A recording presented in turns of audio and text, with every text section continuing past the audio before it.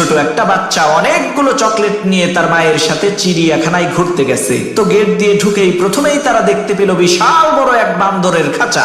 সেই ছোট ছেলেটি বান্দর দেখে খুশি হয়ে তার ব্যাগ থেকে একটা চকলেট বের করে একটা বান্দরকে দিছে। সেই বান্দরটি চকলেট পেয়ে খুশি হয়ে নাচতে আরম্ভ করলো। এদিকে বান্দরের খুশি হওয়া দেখে ছেলেটিও খুশি হয়ে সেই বান্দরকে আরেকটা চকলেট দিল।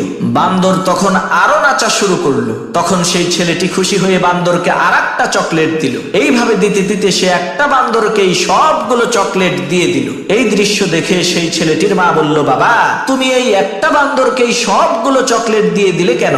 সামনে তো আরো অনেক প্রাণী আছে, তাদের জন্য তো তুমি একটা চকলেটও রাখলা না। মায়ের মুখে এই কথা শুনে সেই ছোট ছেলেটি ওই বান্দরের হাত থেকে একটা চকলেট কেড়ে নিল অন্য প্রাণীদেরকে দেওয়ার জন্য। তখন সেই বান্দরটি প্রচন্ড পরিমাণে রাগান্বিত হয়ে হিংস্র প্রাণীর মতো ওই ছেলেটাকে আক্রমণ করতে চাইল।